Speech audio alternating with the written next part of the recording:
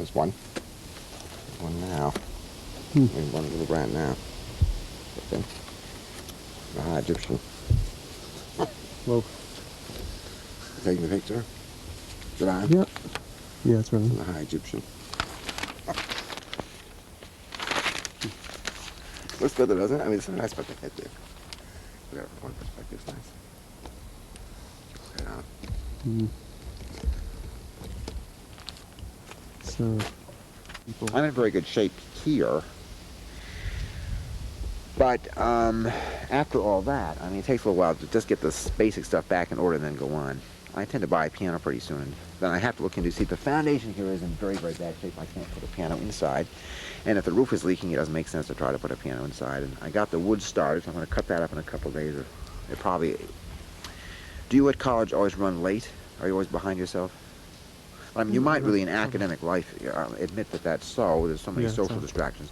And I would say that's exactly, I mean, it's the way people are. But I say, in the end, in this kind of situation, but particularly all things considered, one is always, quite frankly, a little bit behind. I might already have cut that wood up, but I didn't get around to it. I tend to cut it off before the snow comes. I thought I'd leave it there. But I had a whole big roll of plastic I was going to put on today to cover up the holes in the back as a kind of double measure over that tar, for example, which I'd not thought about using at first, but the perfect truth is the little things had chewed a hole in the entire side of the thing, so I can't use it. So a series of setbacks and all this mess to clean up. I'm a little bit further behind than I thought I would be. Now the problem becomes what happens after Roland moves back. Is he, is this fixation over?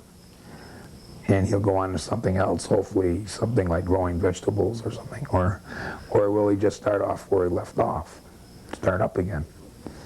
The court order is permanent. In other words, he's forever enjoined against feeding rats and having rats there.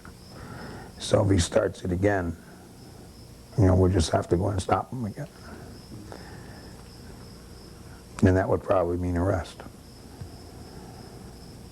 I said earlier it's provincial Washington, and it's also provincial Peru. I said, first of all, it's provincial Peru, and I said it's provincial Washington. And then I say it's unthinkable, which means you don't discuss it, I guess. But that kind of problem.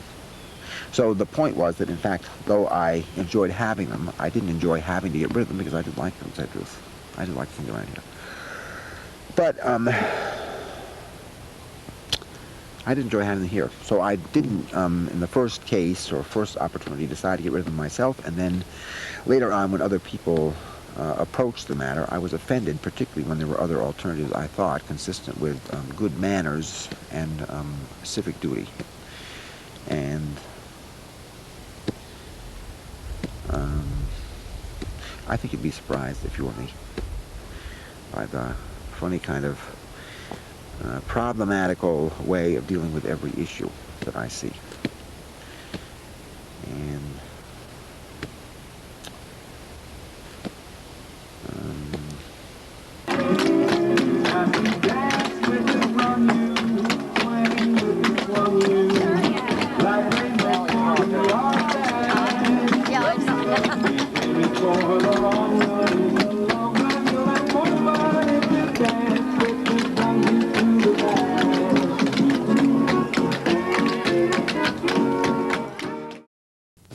And they sort of say that animals which are trained to die in the interest of being food stuffs are not particularly sensitive to the difficulties and rigors of death. They just sort of die and accept no life in there.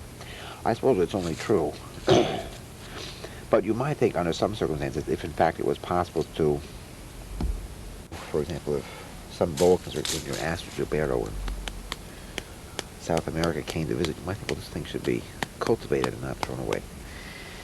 You might learn some interesting things.